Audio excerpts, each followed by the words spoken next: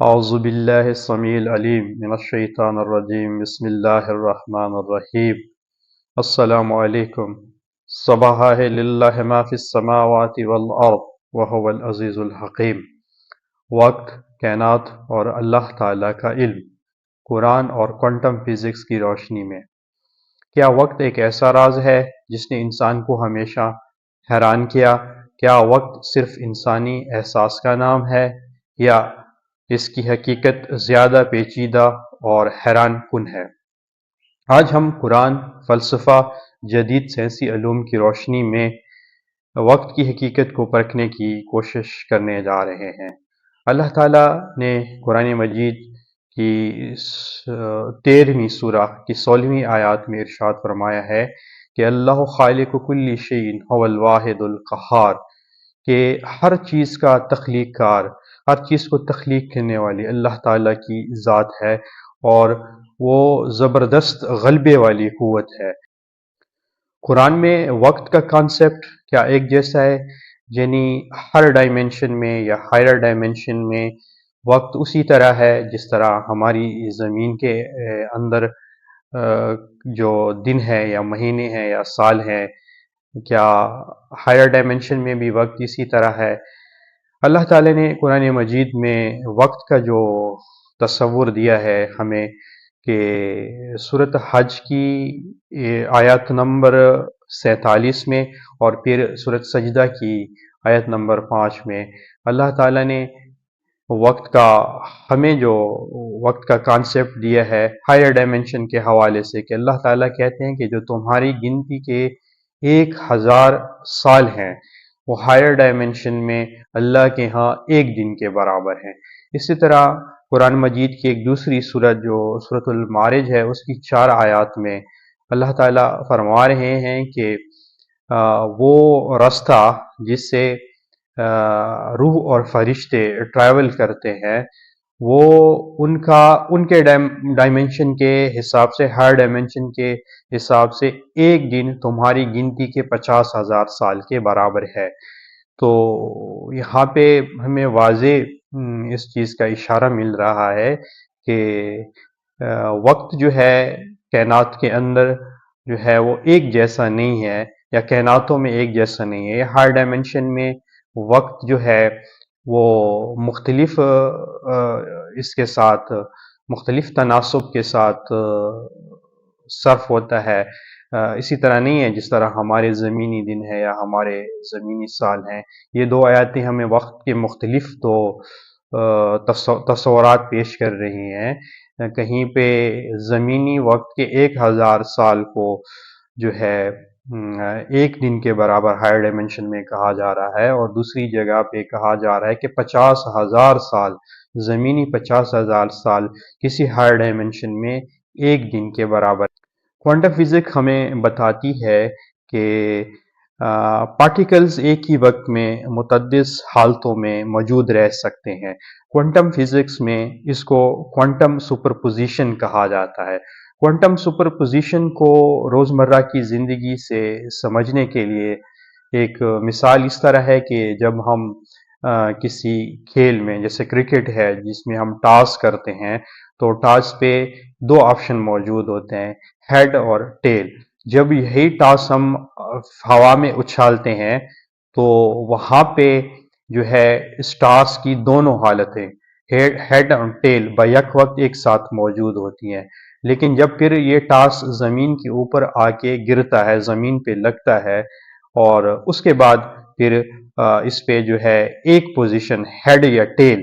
جو ہے وہ اوپر رہتی ہے اور دوسری نیچے رہ جاتی ہے۔ لیکن جب یہی ٹاس ہوا کے اندر ہوتا ہے تو اس دوران اس کی دونوں حالتیں جو ہیں ان کی پاسبلٹی ایک ساتھ موجود ہوتی ہے، یعنی ہیڈ بھی ہوتا ہے اور ٹیل بھی ہوتا ہے۔ تو یہ چیز ظاہر کرتی ہے کہ وقت کا تعلق انسانی پرسیپشن کے ساتھ ہے، اور وقت کسی نہ کسی ریلیونسی کے ساتھ ظاہر ہوتا ہے۔ اسی طرح کوانٹم کی سطح پر وقت کوئی بنیادی چیز نہیں ہے، بلکہ یہ کوانٹم انٹریکشن سے ابھرتا ہے۔ جب پارٹیکل حرکت کرتے ہیں تو توانائی کا تبادلہ ہوتا ہے یا ان کی حالت تبدیل ہوتی ہے، تب ہمیں وقت وقت محسوس ہوتا ہے۔ اگر پارٹیکلز مکمل ساکن رہیں تو اس وقت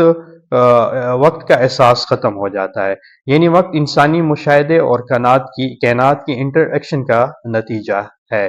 جیسے البرٹ آئنسٹائن نے تھیوری آف ریلیٹیوٹی پیش کی تھی، جس کے مطابق انہوں نے وقت کو مطلق یعنی ایبسلوٹ نہیں کہا، بلکہ وقت کا جو تعلق ہے وہ آبزرور کی رفتار کے ساتھ ہے اور گریوٹی پر اس کا انحصار ہوتا ہے۔ فرض کیا اگر چیز اس تھیوری کے مطابق اگر چیز جتنی بھی روشنی کی رفتار کے برابر ہو جائے گی تو اس پہ گزرنے والا وقت اتنا ہی سست پڑتا جائے گا، یعنی جب ایک چیز اسپیڈ آف لائٹ کے ساتھ ٹریول کرنا شروع کر دے گی تو پھر اس کے اوپر وقت کی قید سے آزاد ہو جاتی ہے۔ جو تھیوری آف یہ ہے ریلیٹیوٹی آف ٹائم ہے، اس کے مطابق یعنی ایک شخص جو خلا میں قریب ٹو اسپیڈ آف لائٹ سفر کر رہا ہے تو یہ ظاہر کرتا ہے کہ وقت کا جو تعلق ہے وہ ریلیٹیو ہے اور فلیکسیبل ہے، یعنی یہ ایسی پراپرٹی ہے جو فلیکسیبل بھی ہے وقت اور ریلیٹیو بھی ہے، اور وقت کا جو تصور ہے وہ انسانی پرسیپشن تک محدود ہے، یعنی کہ انسان کی کانشینس جو ہے وہ ریلیٹڈ ہے وقت کے ساتھ۔ اور وہ حالت جس میں دو یا دو سے زیادہ ذرات ایک ساتھ دوسرے کے ساتھ جڑے رہتے ہیں، چاہے وہ ایک دوسرے سے گیلیکسیز کہکشاؤں کے ان کے درمیان کہکشاؤں کا فاصلہ کیوں نہ موجود ہو، جو ہی ایک کی حالت تبدیل ہوتی ہے تو ود ان نو ٹائم دوسرے کی حالت بھی تبدیل ہو جاتی ہے، جسے آئنسٹائن نے کہا تھا کہ اسپوکی ایکشن ایٹ دا ڈسٹینس۔ یہ جو کوانٹم فزکس ہے اس میں اس کو کوانٹم انٹیگلمنٹ کہا جاتا ہے۔ یہ ظاہر کرتی ہے کہ کائنات میں عناصر ایک دوسرے سے انٹر لنک ہیں، اور کیا وہ خالق جس کے علم میں ہر چیز کا احاطہ ہے، یہ چیز اس کے ادراک سے کیسے باہر ہو سکتی ہے؟